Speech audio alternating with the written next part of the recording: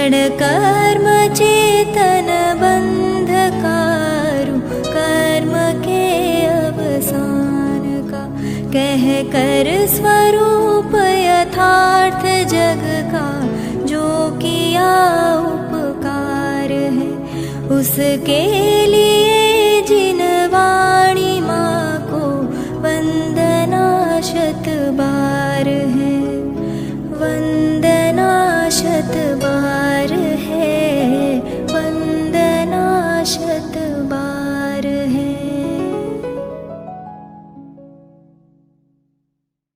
Sir तारे आवसे क्यारे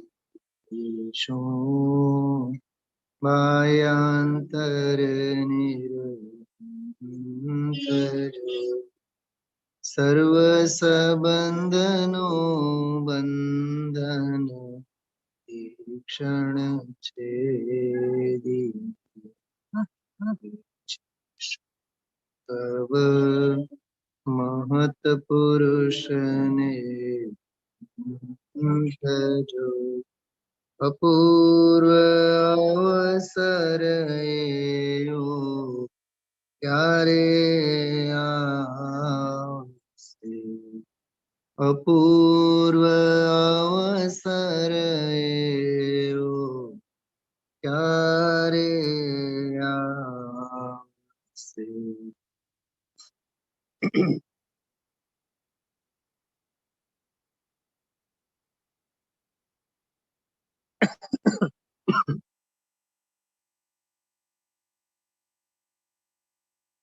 कृपालुदेव श्रीमदजीनी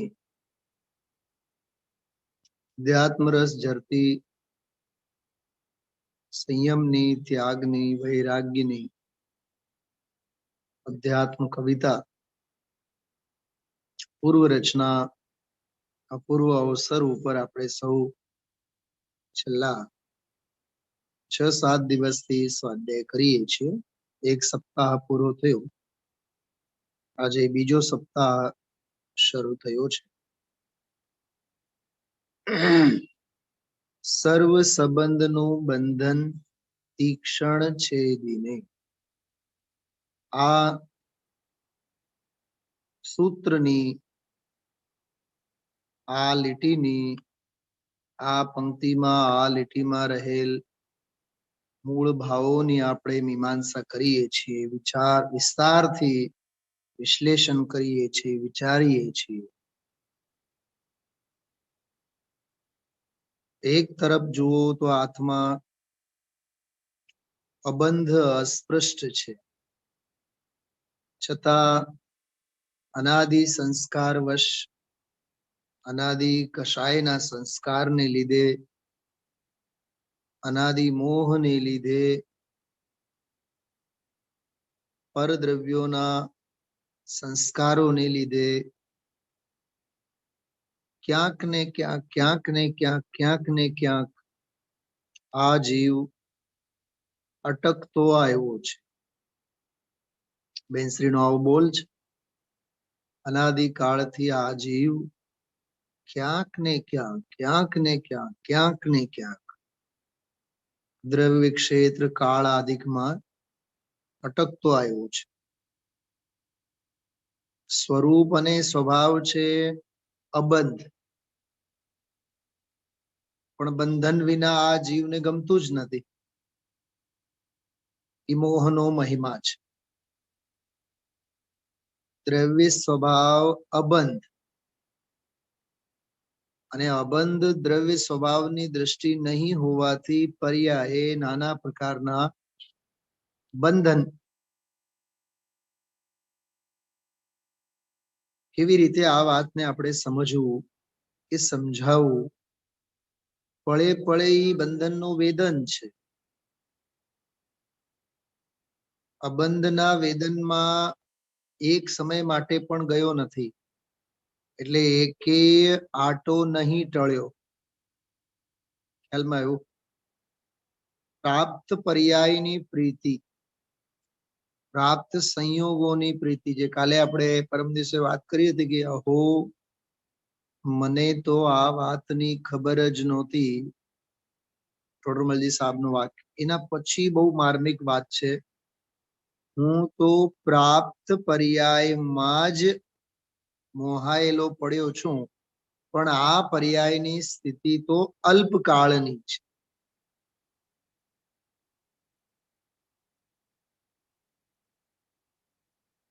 બહુ આજે આમ જેને કે ને કે આમ અંદરમાંથી આમ હાલી જવાય, ઢંઢોળી દેવાય એવો આજનો ગુરુદેવશ્રીનો પ્રવચન આપણે સામે થોડુંક બધું ઈ જ બધું વિચાર આવે છે મગજમાં. બાયડી છોકરા ધંધો વ્યાપાર પૈસા એકલા એમાં જ જે પડેલા છે તો એકલા પાપમાં જ છે, એની તો વાત નથી. પણ એમાંથી નીકળીને થોડીક દયા દાન વ્રત પૂજા સંયમ વગેરેમાં આવ્યો હોય, એ એકલી બાહ્ય ક્રિયાઓમાં પડેલો છે, એની એ વાત નથી. તો પછી શેની વાત કરી આજે? કે અધ્યાત્મ શાસ્ત્રો વાંચે છે. બોલો હવે એક તો ઓલો પાપમાં અટકેલો, એની વાત તો છે જ નહીં. બીજો પુણ્યની ક્રિયાઓમાં અટકેલો, એની એ વાત નથી. આમાં તો એમ કહે છે પરમાત્મા પ્રકાશમાં અધ્યાત્મ શાસ્ત્રો વાંચે છે. બોલો, અને ઈ સ્વરૂપને સ્પર્શતો નથી, એટલે એનો મોહ કેટલો ગાઢ છે વિચાર. અને તો 274 નંબરની જે ગાથા ગુરુદેવશ્રીએ કાઢીને મૂળ ગાથા વાંચી, ખોલીને જ બેઠો તો ઘરે. એ 274 નંબરની ગાથા એના પહેલા 272 નંબરની ગાથાથી આખો વિષય શરૂ થાય છે. શૈલાબેન બસ હા છે ને સામે છે. 274 નંબરની ગાથાનો જે દાખલો આપ્યો કે અધ્યાત્મ શાસ્ત્ર ભણતો હોવા છતાં પણ જો અન્યની તો વાત જ નથી, એકલા સંસાર શરીર ભોગ આદિકમાં પડેલા છે, એની તો વાત જ નથી. હાલમાં એવું આચરણમાં પડ્યા હોય કે આચાર અંગના વાંચનમાં પડ્યા હોય, બે વાત સમજો. જો કે અત્યારે જો ગુરુદેવશ્રી બોલ્યા ખરા, હા, ઓલા જે દ્વાદશાંગમાં જે આચારાંગ સૂત્ર કૃતાંગ એ તો બધા અન્ય આજથી 1800-2000 વર્ષ પહેલા કુંદ આચાર્ય વખતે જે તે કાળના બધા સાધુઓએ શ્વેતાંબર મતવાળાએ શ્વેતાંબરના સાધુ એ બધાએ ગ્રંથોના એ સંકલનોના નામ જ એ અંગો ઉપર રાખ્યા છે. સૂત્ર કૃતાંગ, હાલમાં એવું આચારાંગ, એ કઈ ઓરિજિનલ શાસ્ત્રો નથી, એની વાત આજે કરી. જે 12 અંગ દ્વાદશાંગમાં જે અંગના નામે જે છે, પણ આપણે આચારાંગ એટલે એમ કહીએ કે ચરણાન યોગના ગ્રંથો. આમ જો કે આચારાંગ જે દ્વાદશાંગમાં આચારાંગ છે, એમાં શ્રાવક અને શ્રમણ, શ્રાવક અને શ્રાવકાચાર અને શ્રમણાચાર, આચરણનો બધો વિષય એમાં આવે છે. એ આચાર અંગના અધ્યયનમાં પડેલા હોય કે આચરણમાં પડેલા હોય, પણ આત્મજ્ઞાન કરતો નથી તો એની વાત છે. કેમ કે શાસ્ત્રનો ગુણ તો એ છે ને, આગમ જ્ઞાનનો ગુણ તો છે આત્મજ્ઞાન. આગમ જ્ઞાન તો કરે છે, શાસ્ત્રો તો વાંચે છે. ઘણું બોલ્યા ગુરુદેવશ્રી આજે તો. હા, એટલે પાણીના વહેણની જેમ શાસ્ત્રો બધા મોઢે હોય, એક શ્લોક એક પછી એક પછી એક પછી બધું બોલે. એમાં શું છે? ભાવ ભાષણની વાત છે. આત્મજ્ઞાન ભાવ ભાષણ. જયપુરમાં એક છોકરી છે, હશે કેટલી 10-12 વર્ષની છે, એને સમયસાર આત્મખ્યાતિના બધા શ્લોકો મોઢે છે. જો ભાઈ વાતાવરણ હોય ને સહેજે શાસ્ત્ર બધા ખંતથી 4-6 મહિના મહેનત કરે, બધું ગોખવામાં આવી જાય, એમાં કોઈ વાત નથી, કોઈ નવાઈની વાત નથી. અન્ય ધર્મમાં તો કેટલાક નાના નાના છોકરાઓ તો એવા છે જેમને ભગવદ્ ગીતા સંસ્કૃતમાં, અરે ભગવદ્ ગીતા તો ઠીક, ભાગવત પુરાણ જે છે એ ભાગવત પુરાણ બધું મોઢે હોય. દુનિયાને ચમત્કાર લાગે. એટલે તે સંદર્ભમાં આપણને કોઈ અચરજ અને આશ્ચર્ય ન થાય એને માટે આ પૂરો અવસરના અનુસંધાનમાં હું આ વાત કરું છું. આગમ જ્ઞાન વિના, આત્મ જ્ઞાન વિના આગમ જ્ઞાન અનર્થકારી સિદ્ધ થાય છે. 2 બોલ હતા 82 નંબરના પ્રવચનમાં, 2 બોલ. એક તો આગમ જ્ઞાનનો બોલ અને એક તપનો બોલ. એ તમે મૂળ ટીકા વગેરે જોજો, બહુ માર્મિક. બંનેના ખોટા પક્ષ અને બંનેના યથાર્થ તાત્વિક પક્ષ, એ બેયની વહેંચણી બહુ સરસ કરી છે. જોતા તમારું ધ્યાન હતું બધાનું? 2 બોલ હતા એ 82 નંબરની ગાથામાં. એક તો શાસ્ત્ર જ્ઞાન, આગમ જ્ઞાનની સામે સ્વસંવેદન જ્ઞાન, એ બોલ. અને બાહ્ય તપની સામે સ્વરૂપ વિશ્રાંત જે સાચો તપ છે એની વાત. ગુરુદેવશ્રી તો એક જગ્યાએ તો એવું બોલ્યા છે કે આત્માને જાણવું હોય તો એ આત્મ જ્ઞાન વડે જ જાણવામાં આવે, અને મોક્ષની પ્રાપ્તિ આત્મરમણતા ચારિત્રથી થાય. એટલે જ્ઞાનના પક્ષમાં આત્મજ્ઞાનની વાત કરી અને મોક્ષની વાત કરીને ત્યાં ચારિત્રની વાત કરી. ચારિત્રથી મોક્ષ, એમ એ થોડોક બહુ ઝીણો આમ બારીક ભેદની વાત કરી હતી. બહુ એના ઉપર ધ્યાન જવું જોઈએ આપણે. આ 25મા પાના ઉપર છે, નીચે છે, નીચેના પેરેગ્રાફમાં, કે આત્મા જાણવામાં આવે એ વીતરાગ સ્વસંવેદન જ્ઞાનથી. જો એમાં વીતરાગ સ્વસંવેદન જ્ઞાન જાણવામાં આવે એમાં, બરોબર, અને મુક્તિ થાય એ વીતરાગ ચારિત્રથી. આ એક આંતરો આમાં ખાસ સમજવા જેવું છે. કેમ કે મૂળ જે 82 નંબરની ગાથા છે એ 82 નંબરની ગાથામાં મુચ્છતે વાળી વાત આવી. તાવત ન મુચ્છતે, ત્યાં સુધી જીવ છૂટતો નથી જ્યાં સુધી પરમાર્થને તે માનતો નથી, જાણતો નથી.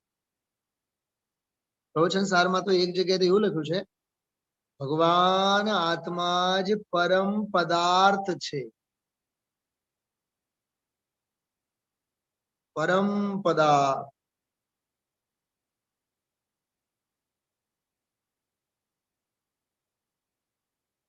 પંડિતજી રવિન્દભાઈ નો એક બહુ સરસ પ્રવચન છે, એમાં પ્રવચન સાર ઉપરની બહુ સરસ મજાની વાત કરી.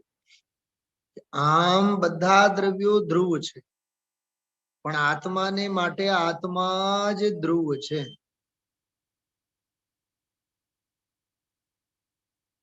અને એને જાણવું, એને શ્રદ્ધવું, એને અનુભવવું, એનું નામ સ્વસંવેદન જ્ઞાન છે. ત્યાં સુધી મુક્તિ નહીં થાય.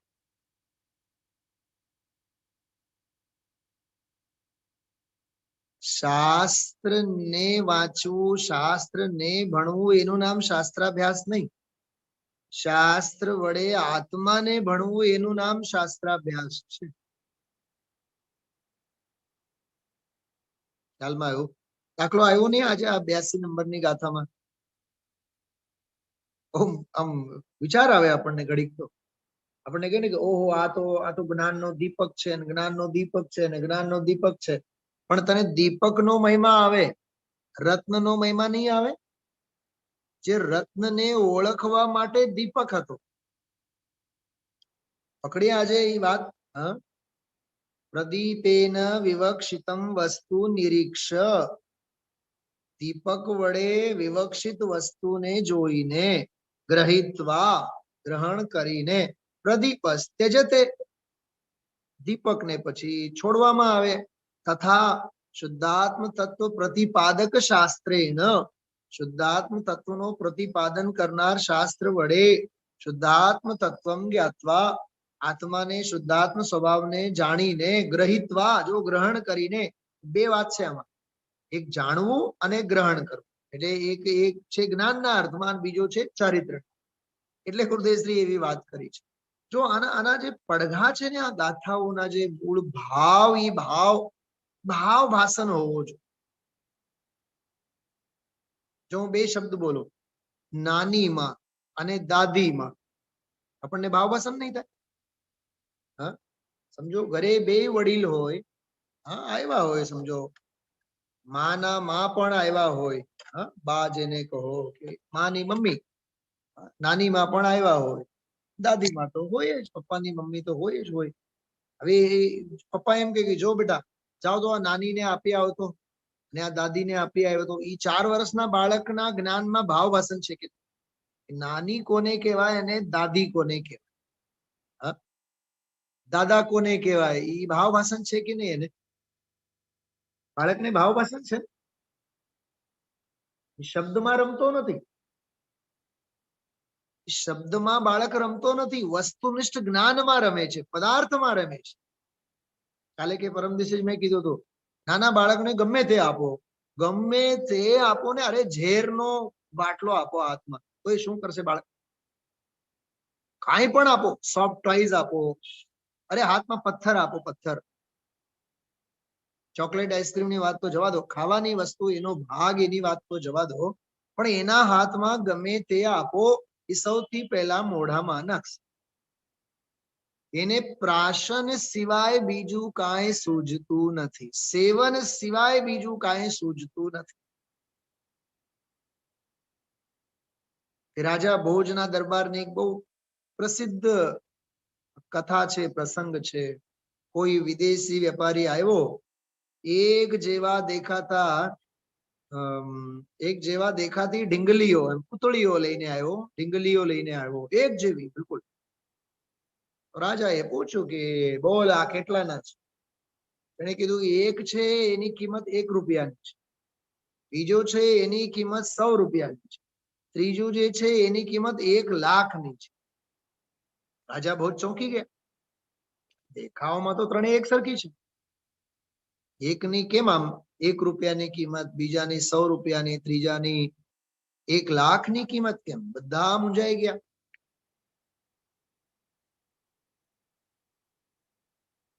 તો એ બહુ, આ તો કલ્પિત કથા પણ હોઈ શકે, પણ બહુ સરસ પ્રસંગ છે, આમ સમજવા જેવો હોય. તો રાજાએ વળતો સવાલ કર્યો, એ દેખાવમાં તો એક જેવી જ છે ઢીંગલીઓ, ત્રણેયમાં ભાવમાં ફેર કે? તો ઓલો વેપારી એમ કહે, એનો જવાબ હું નહીં આપું, તમે બહુ પોતાની જાતને બુદ્ધિશાળી ગણો છો ને, તમારો દરબાર બહુ વખણાય છે ને, તમારા દરબારી કવિઓ, તમારી સભાને પૂછો કે આ ત્રણેય એક સરખી ઢીંગલીઓ દેખાતી હોવા છતાં પણ ભાવમાં ફેર કે?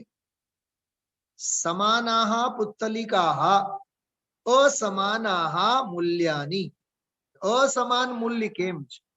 સભામાં કોઈ જવાબ દેવા તૈયાર નહીં, સમજાય જ નહીં કોઈ. પણ એમાં એક તો હીરો હતો જ, બિરબલ જેવો. એ સાહેબ મને 2 દિવસનો સમય આપ, હું તમને જવાબ શોધી આપીશ. નહીં, જોકે એને સામેથી ન કીધું, રાજા જ ગભરાઈ ગયા. એ કે ભાઈ સાહેબ, હવે પ્રધાન તારી ડ્યુટી છે, તું જ કર હવે કઈક. એ કે કાંઈ વાંધો નહીં, 2 દિવસ પછી હું બતાવું. 2 દિવસ પછી આવ્યા, સભામાં પ્રસ્તુતિકરણ કરવાનું હતું, ત્રણેયના ભાવમાં મૂલ્ય ફેર કેમ? તો એને બધી કથા વર્ણવી કે હું ઘરે જઈને આ ત્રણેય ઢીંગલીઓને સામે મૂકીને બહુ ધ્યાનથી જોયું, કાંઈક ને કાંઈક એમાં આંતરો તો હોવો જ જોઈએ. તો મને એક રહસ્યની વાત દેખાણી કે ત્રણેયના કાનમાં કાણાઓ હતા, પણ એક જ ત્રણેયના કાનમાં કાણાઓ હતા, પણ એક ડીંગલીના કાનમાં બેય કાનમાં કાણાઓ હતા, બાકીનામાં એક એક જ કાણા. તો મને એમ થયું કે આમાં કઈક રહસ્ય છે. આખું આ સંસ્કૃતમાં સ્ટોરી છે, પંચતંત્ર જેવી આખી વાર્તા છે. ખૂબ જાણો છો આ વાત. હા, તો એમાંથી શિક્ષા આપણને એમ આપવામાં આવી કે પહેલી ડીંગલી જે છે, જેના કાનમાં એ સળી નાખવામાં આવી, તો બીજા કાનમાંથી નીકળી ગઈ. એમ દુનિયાના તથાકથિત કહેવાતા, આજે બોલ્યા ગુરુદેવશ્રી, પંડિતાઈ, મોટી મોટી પંડિતાઈ કરે, શાસ્ત્રો ભણે, અરે આગમ જ્ઞાન, आत्मज्ञान ही ज्ञान है, शेष सभी अज्ञान. जाना नहीं निज आत्मा तो ज्ञानी हुए तो क्या हुए. दौलतरामजी, जाना नहीं निज आत्मा तो ज्ञानी हुए तो क्या हुए. आपा नहीं जाना तूने कैसा ज्ञानधारी रे. तने कोण કહે જ્ઞાનધારી, જો આપાને નહીં જાન, પોતાને નહીં જાન. એવું આ આખું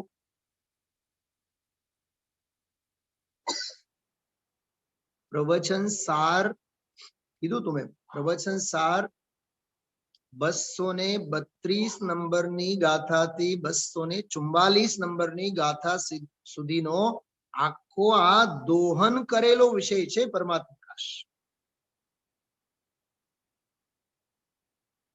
કેમ કે 700-800 વર્ષનો ગાળો આચાર્ય કુંદ દેવ અને આ યોગિંદુ દેવ, બિલકુલ સમજો ને કે પ્રવચન સાર, એમાં જે જ્ઞાન વાળો, જે આગમ જ્ઞાન, આત્મ જ્ઞાન વાળો જે આખું પ્રકરણ છે, એને જ આમાં આખું એને ઉતાર્યું છે.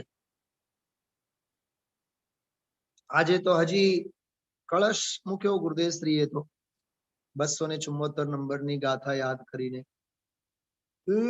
સળી એક કાનમાં નાખ્યા બાદ બીજા કાનેથી નીકળે, તો ત્યાં બોધપાઠ એવો આપવામાં આવ્યો કે કંઈક સાંભળ્યું, આપણે સાંભળ્યું એક કાનેથી અને બીજા કાનેથી જો કાઢી નાખી તો એની કિંમત તો છે, કિંમત સાવ નથી એમ નથી, સાવ નાખી દેવા જેવી તો નથી, પણ 5 રૂપિયાની કિંમત છે. મને બતાવો, નિશાળના છોકરાઓને આ સ્ટોરી સંસ્કૃતમાં ધોરણ 12માં છે આ વર્ષે. બાળકોને શું ભાવ વાસન થાય એમાં? મેં લખ્યું છે કે ભાઈ કોઈ સારો ઉપદેશ, નીતિ કથા વગેરે આપણે સાંભળી અને બીજા કાનેથી આપણે કાઢી નાખી. સાવ કિંમત નથી એમ નથી, એ 5 રૂપિયાની કિંમત છે. બરાબર? એમ જોનાર એમ કે છે ને, ઓહો તમે તો બહુ હોશિયાર, તમે તો બહુ શાસ્ત્ર સાંભળો તમે તો. હા, પણ સાંભળીને બીજા કાનેથી કાઢી નાખે એનું શું? એને ક્યાં એને ખબર પડવાની છે વખાણ કરનારને? ખ્યાલમાં આવ્યું? બીજી પૂતળી કાનમાં નાખે તો બીજા કાનમાંથી ને નીકળે, પણ મોઢામાંથી નીકળી.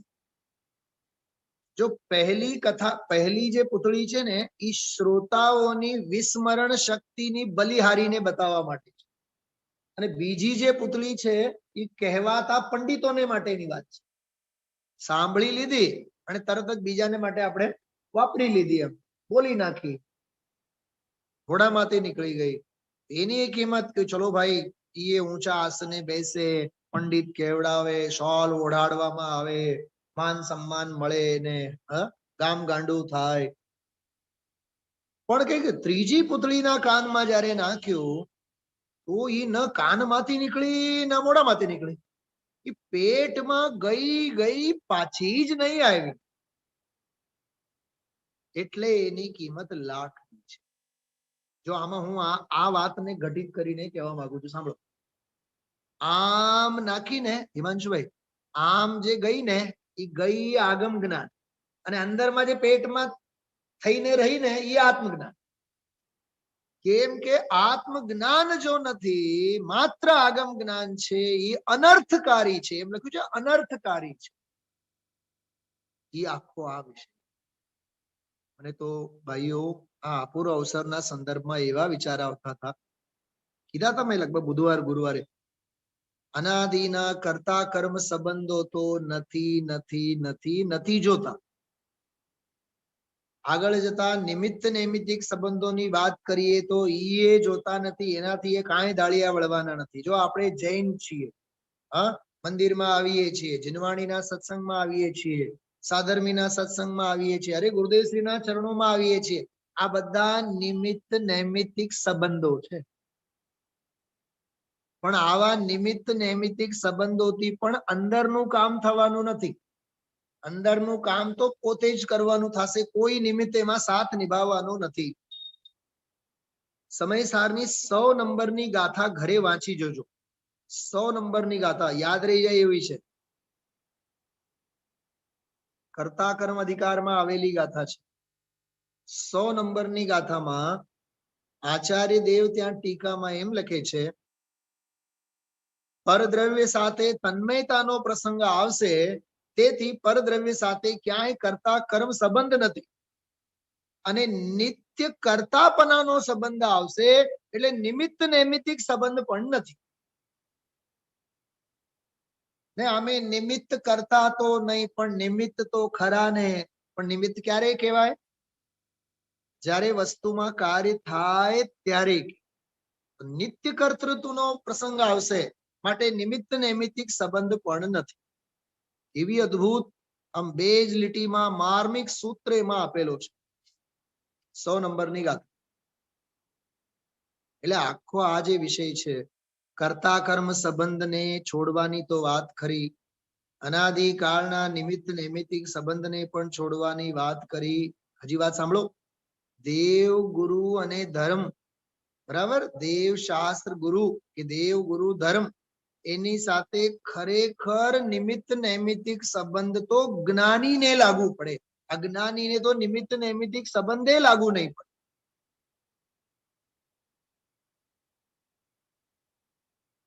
શું કીધું? કોઈ વેપારીને એમ પૂછવામાં આવે કે તમારી પાસે સીસી કેમેરા છે, બરાબર, અને તમે દુકાનમાં કોઈ આવે શોરૂમમાં, તો એની બધી નોંધ રાખો, તમે બધા એના નામ લખો, ફોન નંબર લખો, બધું કરો.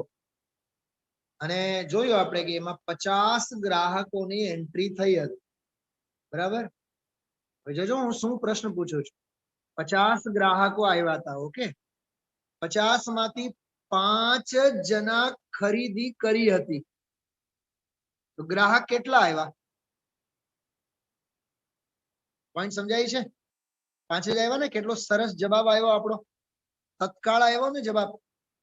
હા, હવે સિદ્ધાંત સાંભળો. સ્વાધ્યાય ભવનમાં 500 શ્રોતાઓ આવ્યા, પણ એમાંથી 5 જણાએ પરમાર્થને સ્પર્શીને નીકળ્યા. કેટલા શ્રોતાઓ આવ્યા? બોલો વિકાસભાઈ, બોલો. હા, પાવન મેરે નયન ભય તુમ દરસતે. રાડો તો બધાય પાડે છે, પણ નયન ક્યાંય પાવન ભવાની થવાની તો કઈ નામો નિશાન નથી. હા, વિચાર તો કરો. કહેવા માટે તો 500, પણ ખરેખર ચરિતાર્થ કરનારા તો 5. જેમ ઓલા ગ્રાહકો, એમ આગમ ભણનારા કેટલા? આગમ સાંભળનારા કેટલા?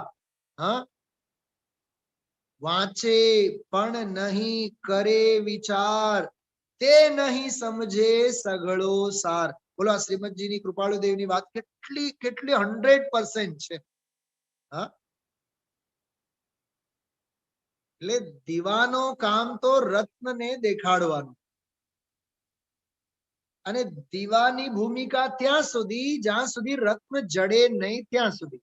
રત્ન જડ્યા બાદ રત્નના પ્રેમમાં મહાલવાનું હોય, એ રત્નની માળા પહેરવાની હોય, પછી કઈ દીવાનાને દીવાના જ વખાણ કરવાના ન હોય.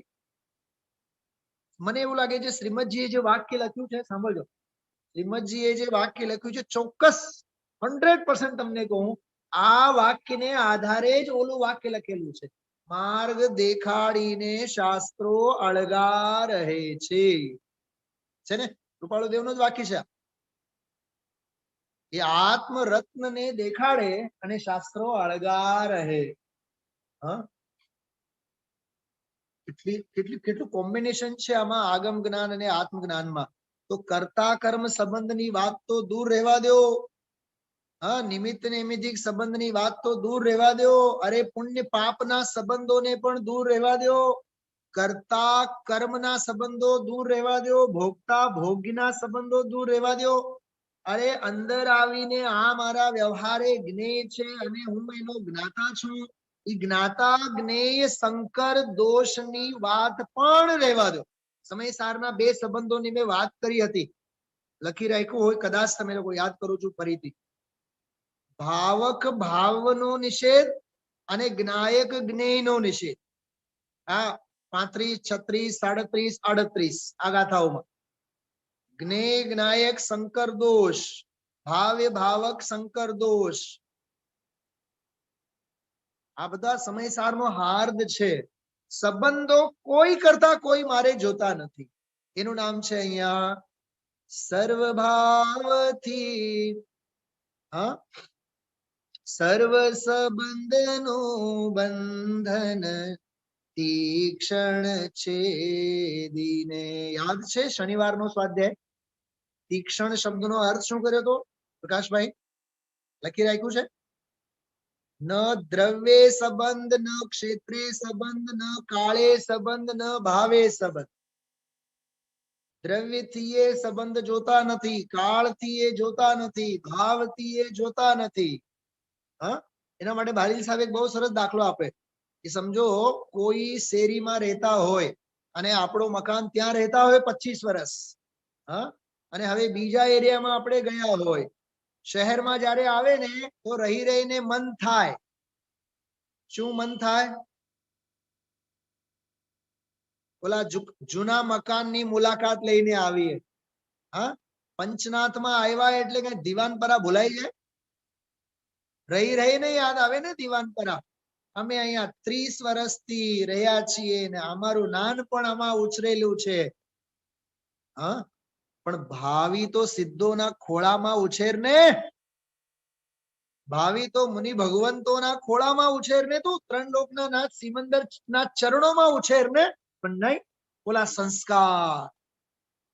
કયા સંસ્કાર? ઓલા સંસ્કાર અનાદિના. અરે હું તમને શું કહું, કરણાની યુગમાં તો એવું લખ્યું છે બેન જસનાબેન સાંભળો. મુનિરાજને 28 મૂળ ગુણોનું પાલન કરવાના ભાવ કેમ થાય? એનો જવાબ પણ આ જ છે. એ કોઈ મહાન પુરુષાર્થનું કામ નથી. કશાયના સંસ્કારો અનાદિના છે. કરણાની યુગમાં એનો એવો જવાબ છે કે વ્રત સંયમ આદિકના પાળવાના ભાવ પણ અરે ઔદૈહિક ભાવ છે. એ અપ્રત્યાખ્યાનાવરણ પ્રત્યાખ્યાનાવરણના ઉદયમાં થાય છે. ઔદૈહિક ભાવ કશાયના ઉદયે થતા કાર્યો છે. ચલો 1-2-3 પ્રશ્નો પૂછું, સાંભળો. ભક્તિના ભાવ જીવને વીતરાગ ભાવે આવે કે રાગ ભાવે આવે? કાલે કરીને આપણે ભક્તિ વીતરાગ ભાવે કે રાગ ભાવે? હા, જોરદાર ભક્તિ, જોરદાર ભક્તિ. રાગ ભાવે કે વીતરાગ ભાવે? અરે આપણે તો અહીંયા મંદિર આવ્યો, હું તો આચાર્ય કુંદકુંદ દેવની પૂછું છું. વિદેહ ક્ષેત્રે જવાના ભાવ રાગને લીધે કે વીતરાગતાને લીધે? બતાવો. હા, વીતરાગતાને લીધે જો હોત તો ઈ ક્યારના કુંદાદ્રીજ પહોંચી ગયા હોત, સ્વરૂપ અને સ્વભાવમાં રહીને આત્મ સાધના કરી હોત. અરે રાગ જ્વરના ઉદયને લીધે વિદેહ ક્ષેત્ર ગયા. સંજ્વલન કષાયના તીવ્ર ઉદયે બધા કાર્ય થાય મુનિરાજના પણ. તો આપણી તો વાત જ સી કરીએ ગ્રહસ્થોની તો. હા, એ રાત્રિનો સ્વાધ્યાય સાંભળો. 27 રૂપમાં પક્ષ રાખીને જે કરે છે ગ્રહિત મિથ્યાત્વ છે. અરહંત આદિકનો પક્ષ રાખીને કરે. હું શું કરું સહેજે બધું આ વિષય આવે છે. હા, કેટલાકને સમયસારનો પક્ષ, હજી સાંભળો, કેટલાકને સમયસારમાં ગાથા 6 નો પક્ષ, કેટલાકને 320 નો પક્ષ. તો 321 શા માટે લખી ગુરુદેવે? આપણે આચાર્ય કુંદકુંદ દેવે જેમાં એમ લખ્યું 321 વાંચી છે શૈલાબેન? 321 નંબરની ગાથા લોકસ્ય ગુણ દિવિણ્ણો, આ લોકના કરતા વિષ્ણુ છે અને છ કાય જીવોની રક્ષા હું કરું છું, એવું જે દ્રવિલિંગી મુનિરાજ માને છે. બોલો, જગતના જીવના અજ્ઞાનમાં અને આ મુનિરાજના અજ્ઞાનમાં જરાય ફેર નથી.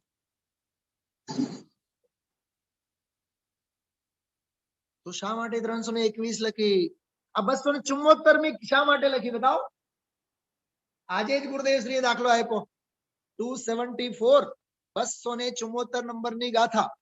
હા, અને એના પહેલા તો 272 નંબરની ગાથામાં તો એ લખ્યું છે, નિશ્ચય નયાશ્રિત મુનિવરો પ્રાપ્તિ કરે નિર્વાણની. 272 નંબરની ગાથા છે. વ્યવહાર નય રીત જાણ, નિષિદ્ધ નિશ્ચય નય થકી, નિશ્ચય નયાશ્રિત મુનિવરો પ્રાપ્તિ કરે નિર્વાણ.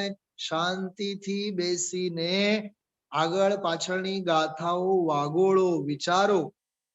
શા માટે આ પ્રકરણ બતાવ્યા આજે?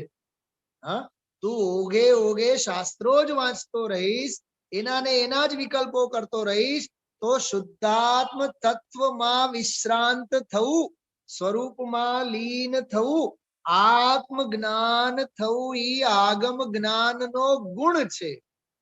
શું કીધું? દવા હોય ને, દવા, દવાને કહેવાય ગુણકારી. ગુણકારી એટલે સાઈડ ઇફેક્ટ કરવું, બીમારીને વધારવું, અરે બીમારીને મટાડવું અને સ્વાસ્થ્ય લાભ કરવો, એનું નામ છે ગુણકારી. ખ્યાલમાં આવ્યું? ગુણકારી ક્યારે કહેવાય? દવાને, ઔષધિને આપણે. એમ આગમ પણ ગુણકારી કેવી રીતે? કે આત્મ જ્ઞાન કરાવે, એનું ગુણકારીપણું છે. એવું બોલ્યા. એમાં આમાંથી બધું વાંચીને ગુરુદેવશ્રીએ સમજાયું. 274 નંબરની ગાથા. નિશ્ચય નયાશ્રિત મુનિવરો પ્રાપ્તિ કરે નિર્વાણની. આગળની ગાથા જો 273 નંબરની ગાથા. અભવિનો દાખલો આપ્યો છે. ચિન્વર કહેલા વ્રત સમિતિ, ગુપ્તિ વળી તપશીલ ને. જો તપને પણ અને શીલને પણ કરતા છતાંય અભવ્ય જીવ, અજ્ઞાની મિથ્યા દ્રષ્ટિ છે, અજ્ઞાની મિથ્યા દ્રષ્ટિ. અભવ્ય, અભવ્ય જીવની વાત કરી. હા, જનેન્દ્ર ભગવંતો દ્વારા કહેલ વ્રત સમિતિ બધું કરે, એ સમિતિની વાત કરીને તો આ દ્રવ્યલિંગી મુનિરાજની વાત કરે છે. જો અભવ્ય જેવો જીવ ગુપ્તિનું પાલન કરે, અભવ્ય જીવ મહાવ્રત સમિતિ ગુપ્તિ રૂપ વ્યવહાર ચારિત્ર પાળે, તો પણ નિશ્ચય સમ્યક જ્ઞાન શ્રદ્ધાન વિના સમ્યક ચારિત્ર નામ પામતું નથી. 274 જેની વાત ગુરુદેવશ્રી આજે કરી. મુક્તિ તણી શ્રદ્ધા રહિત અભવ્ય જીવ શાસ્ત્રો ભણે. જો શાસ્ત્રો ભણે, આગમ વાંચે, પણ જ્ઞાનની શ્રદ્ધા રહિત ને. જોજો, આમાં બહુ માર્મિક શબ્દ છે. શાસ્ત્ર જ્ઞાનનો અહમ તો થાય, પણ આત્મ જ્ઞાન અંદરમાંથી ઉદિત ન થાય. અંદરમાં આત્મ જ્ઞાનનો મહિમા નથી આવતો, શાસ્ત્ર જ્ઞાનનો મહિમા આવે. મને કેટલું યાદ છે, મને કેટલું યાદ છે, શાસ્ત્ર જ્ઞાનનો અભિમાન થઈ આવે. જ્ઞાનનું જ્ઞાન નથી થતું. શાસ્ત્રનું જ્ઞાન કરે અને એમાં એ જીવ અજ્ઞાન ભાવે રહેજો. પણ જ્ઞાનની શ્રદ્ધા રહિત ને પઠન નહીં ગુણ કરે. જો ગુણ કરે આવ્યો ને શબ્દ, એ આ વાંચો. પ્રથમ તો મોક્ષ ને જ અભવ્ય જીવ પોતે શુદ્ધ જ્ઞાનમય આત્માના જ્ઞાનથી શૂન્ય હોવાને લીધે શ્રદ્ધતો નથી. મોક્ષને જ શ્રદ્ધતો નથી, તેથી જ્ઞાનને પણ તે નથી શ્રદ્ધતો. અને જ્ઞાનને નહીં શ્રદ્ધતો તે આચારાંગ આદિ 11 અંગરૂપ શ્રુતને ભણતો હોવા છતાં શાસ્ત્ર ભણવાનો જે ગુણ, આ પંક્તિ યાદ રાખજો, બહુ સરસ છે. સકિલ ગુણ શ્રુત અધ્યયનસ્ય યત વિવિક્ત વસ્તુભૂત જ્ઞાનમય આત્મજ્ઞાન. જો આત્મજ્ઞાન એ શાસ્ત્ર જ્ઞાનનો ગુણ છે.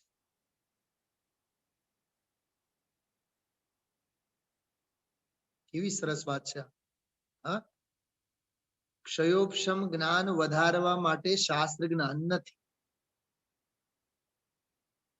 જ્ઞાનની વિશુદ્ધિ કરી આત્મ જ્ઞાન માટે શાસ્ત્ર જ્ઞાન છે. શાસ્ત્ર ભણવાનો જે ગુણ તેના અભાવને લીધે જ્ઞાની નથી. કેમ કે જે ભિન્ન વસ્તુભૂત જ્ઞાનમય આત્માનું જ્ઞાન તે શાસ્ત્ર ભણવાનો ગુણ છે. ખ્યાલમાં આવ્યો? આવું આ બહુ સરસ 3-4 બધી ગાથાઓ, અને આગળ પછી તો હજી આનાથી એ જોરદાર વાત તો પછીની ગાથામાં કરી છે, 275મી ગાથામાં. તે ધર્મને શ્રદ્ધે પ્રતીત રુચિ અને સ્પર્શન કરે. જો ધર્મની શ્રદ્ધા કરે, ધર્મની પ્રતીતિ કરે, ધર્મની રુચિ કરે, અરે ધર્મને સ્પર્શે એમ કહે છે. સ્પર્શે એટલે અહીંયા શુભ ભાવમાં વાગોળે. તે ભોગ હેતુ ધર્મને, તે ભોગ હેતુ ધર્મને સ્પર્શે, ભોગ હેતુ ધર્મને સાંભળે, પોતાની માન બઢાઈ માટે સમયસાર વાંચે, પોતાના માન અભિમાન માટે અધ્યાત્મના ગ્રંથો વાંચે. નહીં કર્મ ક્ષયના હેતુને, એના કર્મ ક્ષય થતા નથી. તો હવે મારો પ્રશ્ન છે અપૂર્વ અવસરના સંદર્ભમાં, તો અંદરના રાગના સંબંધો કોની હારે, કોની સાથે જોડાઈને રાખવા જેવા છે? હા, શરીર સાથે નહીં, સંયોગ સાથે નહીં, સ્ત્રી પુત્ર પરિવાર સાથે નહીં, રાગ સાથે નહીં, વેધી પર વિરાજમાન ભગવાન સાથે નહીં. અરે કહે છે શાસ્ત્રો સાથે પણ સંબંધો સાચવીને એમાં ને એમાં ધર્મની પૂર્ણતા નહીં માનતા. એ આજનું પ્રવચન બધું વાંચો તમે, આ 82 અને 83 નંબરની ગાથાઓ, એ બેઉના પ્રવચનમાં ગુરુદેવશ્રીએ આ જ વાત કરી. અરે શાસ્ત્ર વાંચે કેવળ અને એના માત્ર વિકલ્પો કર્યા કરે. બોલો, आत्म ज्ञान ही ज्ञान है, शेष सभी अज्ञान. अमाहो माहे अभिमान करतो होय, અમે ભક્તિ કરી, અમે પૂજા કરી. અરે જો ભક્તિ કરનારને ભક્તિનો અહંકાર, પૂજા કરનારને પૂજાનો અભિમાન, શાસ્ત્ર સ્વાધ્યાય કરનારને અમે સ્વાધ્યાય કરીએ છીએ એનો અભિમાન. જો ત્યારે યાદ કરો શ્રીમદજીને, કોઈ ક્રિયા જડ થઈ રહ્યા શુષ્ક જ્ઞાનમાં કોઈ. આવ્યું ને, બેઉ લીધા ને. કોઈ ક્રિયા જડ થઈ રહ્યા શુષ્ક જ્ઞાનમાં કોઈ. એ શુષ્ક જ્ઞાન એટલે આવા નિશ્ચયભાષીની વાત છે. અમને તો સમયસાર વિના હાલે નહીં, અમે તો એની ખૂબ ચર્ચા કરીએ, અમે તો બસ બીજું બધું તો પૂદગલનો પ્રેમ છે, અમે તો બસ તત્વ વિચાર અને તત્વ ચિંતન મનન સિવાય કાંઈ નહીં કરીએ. બરોબર? આવો અભિમાન લઈને ફરીએ ને, એક કામ કરો ભાઈ, હિમાંશુભાઈ સાંભળો, બધાએ સાંભળજો ધ્યાનથી. પ્રકાશભાઈ, નિયમ સારનો પરમ આવશ્યક અધિકાર કાઢીને એમાં વાંચો. પરમ આવશ્યક અધિકાર નિયમ સાર, એમાં એમ લખ્યું છે કે પોતાના દ્રવ્ય ગુણ અને પર્યાયમાં ઉપયોગને લગાવવું તે પણ શ્રવણ માટે અનાવશ્યક છે. એ આવશ્યક નથી. અધિકાર છે આવશ્યક અધિકાર, પરમ આવશ્યક અધિકાર, શુદ્ધોપયોગના જ ઓળકાર છે. ક્યાં સુધી પોતાના દ્રવ્ય અને ગુણ અને ભાવોમાં એમાં ને એમાં વાગોળતા રહેશું? હા, 8મા ગુણસ્થાનમાં, 9મા ગુણસ્થાનમાં, 10મામાં, 11મામાં, 12મામાં શું થતું હોય છે? હા, કોને કહેવાય અર્થ સંક્રાંતિ, કોને કહેવાય વ્યંજન સંક્રાંતિ.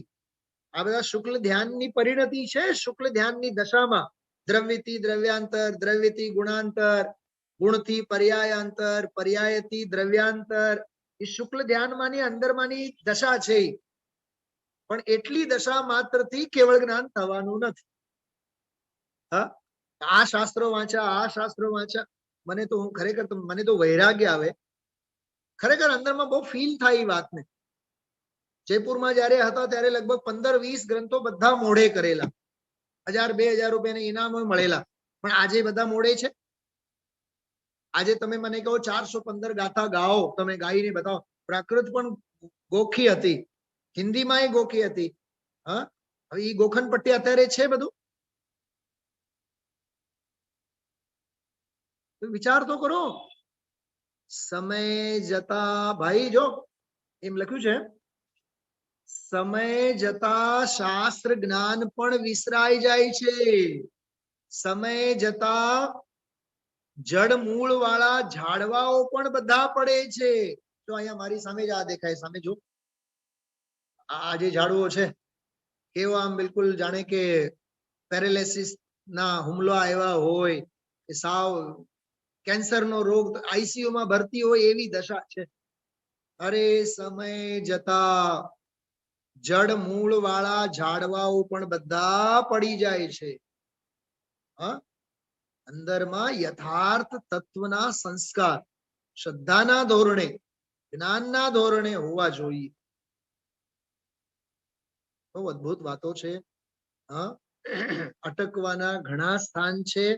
એ અટકવાના ઘણા સ્થાનોમાં બેનો સાંભળો, અટકવાના ઘણા સ્થાનોમાં એક સ્થાનની ચર્ચા જે આજે કરી, આગમ જ્ઞાન. સાંભળો છો બધાએ શું કીધું? બેન પ્રજ્ઞાબેન, હા સાહેબ સાહેબ અમે તો 4 કલાક સાંભળીએ, અમે તો ગુરુદેવ શ્રીના 8 પ્રવચનો સાંભળીએ. બેન સાવધાન સાવધાન સાવધાન. થોભો આજનો પ્રવચન સાંભળો અને પછી વિચારો કે ક્યાં અટકવા જેવું છે. હા, વિચારજો. બહુ માર્મિક, બહુ ગંભીર ચર્ચા છે આ. સર્વ સંબંધનું બંધન તીક્ષણ છે દિને, એનો ભાવ આ. અરે ક્યાંય અટકવા જેવું નથી. જો એક બહુ સરસ લોજિકની વાત છે. ભગવાન મહાવીરનો તીર્થકાળ કેટલા વર્ષનો રહ્યો? એટલે આમ તો એના મોક્ષ પછી પણ અત્યારે ચાલુ જ છે, 18,000, 18,500, 21,000 ચાલુ છે. પણ તીર્થંકર તરીકે કેટલા વર્ષ રહ્યા? તીર્થંકર તરીકે ચલો ઝડપથી બોલો. કઈ ઉંમરમાં દીક્ષા લીધી? 30 વર્ષની ઉંમરમાં દીક્ષા લીધી. 42મા વર્ષમાં એમને કેવળ જ્ઞાનની પ્રાપ્તિ થઈ. 73મા વર્ષે મોક્ષે ગયા. 30 વર્ષ રહ્યા ને. અચ્છા, ભગવાનમાં કોઈ પણ તીર્થંકર હોય, ગણધર વિના, ગણધરની હાજરી વિના તો સમજો વાણી નહીં ખરી, નિયોગ છે. તો ગૌતમ ગણધર આવ્યા 66 દિવસ પછી આવ્યા.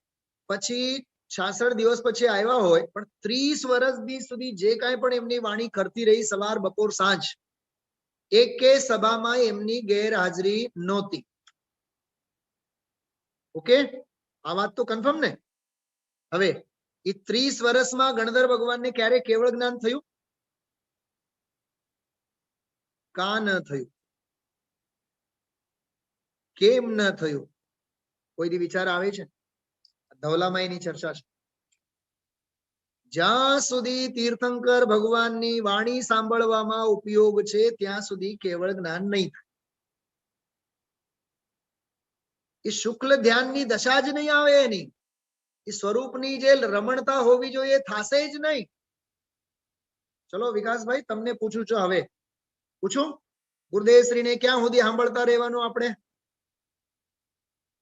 એટલીસ્ટ 30-35 વર્ષ તો. ગુરુદેવને પૂછો ધવલામાં શું લખ્યું છે, એ બોલશે આપણને. અરે ગણધર જેવા ગણધરને પણ જ્યાં સુધી ભગવાનને સાંભળતા રહ્યા ત્યાં સુધી કેવળ જ્ઞાન ન થયું. અને જે દિવસે સવારે સાંભળવાનું બંધ કરીને સ્વરૂપમાં લીન થયા, સાંજ પડતા પહેલા તો કેવળ જ્ઞાનને લઈને ઉભા થયા. આ તો રૂપક આમ સમજવા જેવું છે. અરે રે મારા ગુરુ, પરમ ગુરુ, ઈ તો હવે મોક્ષે વયા ગયા. હા, પોતાનું કામ કરી ગયા અને હું તો આ 30 વર્ષ તો કેવળ સાંભળવાની હોશોમાં જ પડ્યો રહ્યો અને મારું કામ મેં કર્યું નહીં, એટલે પોતાના સ્વરૂપમાં લીન થયા. ઉપાય સ્વરૂપમાં લીન થવાનો છે, માત્ર હોશે હોશે સાંભળવાનો ઈ ઉપાય નથી, કેમ કે એ અટકવાનો સ્થાન છે. બાકી ગુરુદેવ શ્રી તો આજે રેડ સિગ્નલ તો બતાવ્યા છે. જે કલાક, 2 કલાક, 3 કલાક, 4 કલાક શાસ્ત્ર સાંભળતા નથી, તત્વનો નિર્ણય કરતા નથી, એની તો વાત જ નથી કરી. અહીં એ તો અનાદિકાળના અપ્રતિક્રમણ રૂપ પહેલી ભૂમિકામાં છે. અપ્રતિક્રમણ રૂપ પહેલી ભૂમિકાના જીવો છે. પણ જે પ્રતિક્રમણની ભૂમિકામાં આવ્યા, થોડાક ધંધાથી છૂટા પડ્યા, થોડાક વ્યાપારથી છૂટા પડ્યા, એ બધા પ્રતિક્રમણની ભૂમિકા જ કહેવાય ને. હા, થોડી ઘણી સંસારની રુચિ ઓછી થઈ, લોક વ્યવહાર ઓછો થયો, બરોબર. અને આ તત્વના આંગણે આવ્યા, આચાર્યના આંગણે આવ્યા, સિમંદરના આંગણે આવ્યા, કુંદ દેવના આંગણે આવ્યા. પછી હવે આખી જિંદગી સમયસાર સમયસાર સમયસાર સમયસાર, એ હવે કહે છે કે બંધ કરો. अनुभव के रसा स्वाद से लेखा रे भव्यो, जिनवाणी को रखना रे भव्यो संभाल के. પણ એ જે માં જીનવાણી સંગરીને રાખ્યું છે, એ શુદ્ધાત્મ તત્વનું શું થાય? ખ્યાલમાં આવ્યું?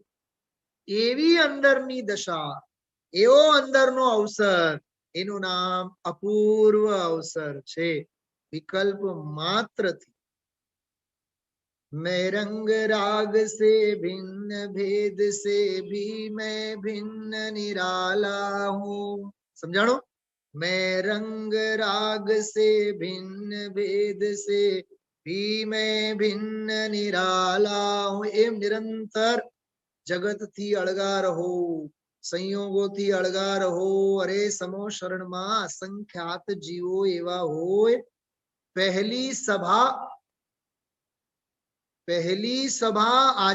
તીર્થંકર ભગવંતની સભા ભરી, સભામાં ગયા. સાહેબ સાંભળો, બહુ સરસ છે, અદ્ભુત દાખલો યાદ આવે છે. નિત્ય નિગોદમાંથી નીકળેલા, નિત્ય નિગોદમાંથી નીકળેલા બીજી એક અકવવાની બે ઇન્દ્રિયની પર્યાયમાં જે જીવો ગયા, એ બે ઇન્દ્રિયની પર્યાયમાં પણ એવા કેવા પુણ્ય બંધાના હશે કે ભરતના પુત્ર તરીકે પેદા થયા બધા જીવો, સૌએ સૌ. અરે આપણે મંદિરે આપણે પડ્યા રહીએ તો એ પુણ્ય ન થાય. બેન સાચી કે નહીં વાત? હા, સવારે 2 કલાક, સાંજે 2 કલાક, 4 6 કલાક, ગુરુદેવ સિવાય કાંઈ વિચાર નહીં, શાસ્ત્રો સિવાય કાંઈ નહીં, પરિણામોનો ઠેકાણો ન મળે. ઓલા ભરત ચક્રવર્તીના પુત્રો જે નિત્ય નિગોદમાંથી બીજી કોઈ પર્યાય ધારણ નહીં કરી, અકવવાની બે ઇન્દ્રિયની પર્યાય ધારણ કરી. ઓધડું જેમ પડેલું હોય ને એમ ઢગલા બંધ બધા જીવો મરીને સીધા ભરતને ત્યાં.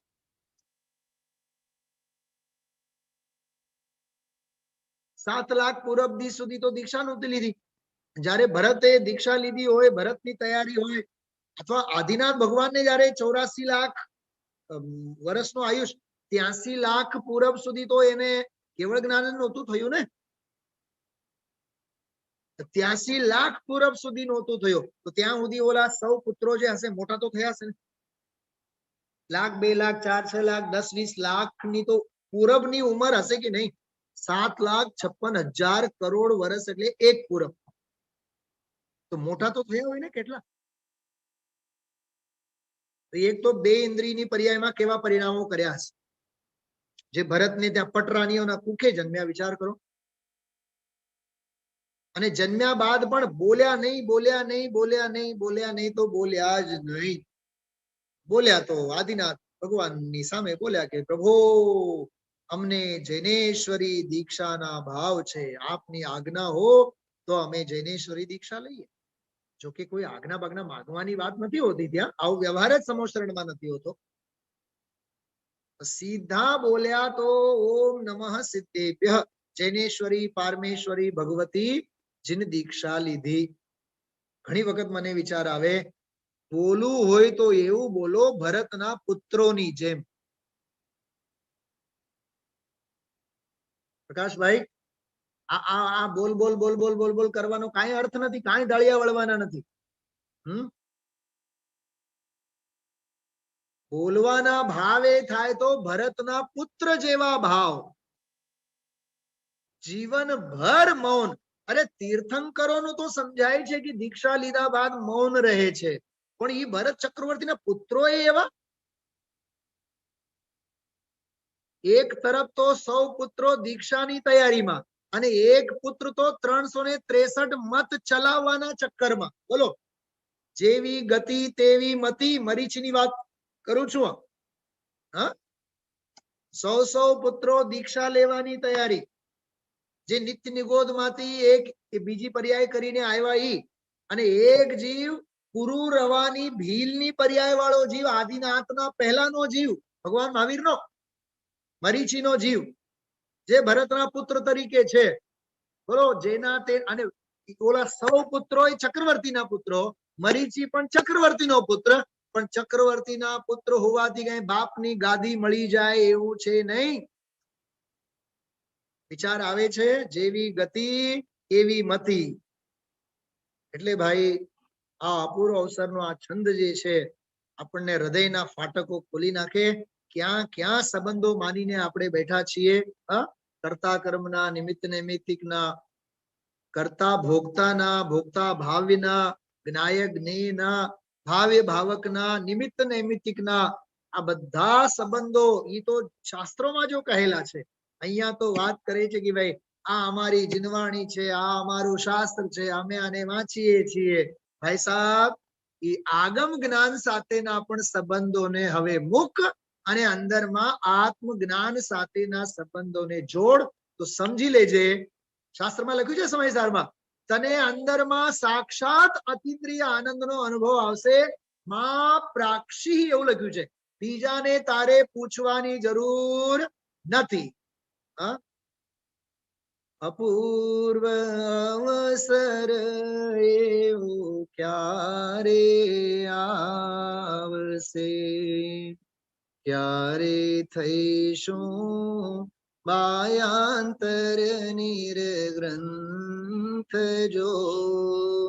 સર્વ સંબંધનું બંધન તીક્ષણ છેદીને વિચરશું કબ મહત પુરુષને પંથ જો. અપૂર્વ અવસર એવો ક્યારે આવશે, અપૂર્વ અવસર એવો ક્યારે આવશે. જવાણી કે જ્ઞાન તે સુझेलो કાલો, સોવાણી મસ્તક નમો સદા દેત મૂળો.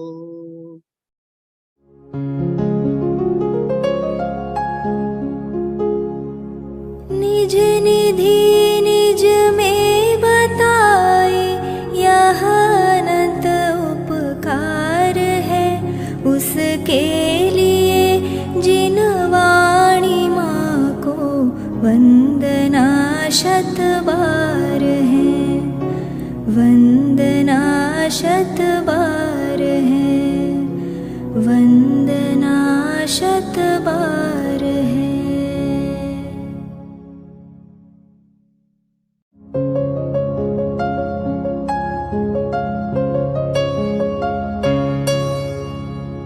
जिनवाणी भारती तो ही जपो दिन रैन, जो तेरी शरणा गहे सो पावे सुख चैन. जावाणी के ज्ञान ते सूझेलो कालोक, सोवाणी मस्तक नवो सदा देत हो ढोक, सदा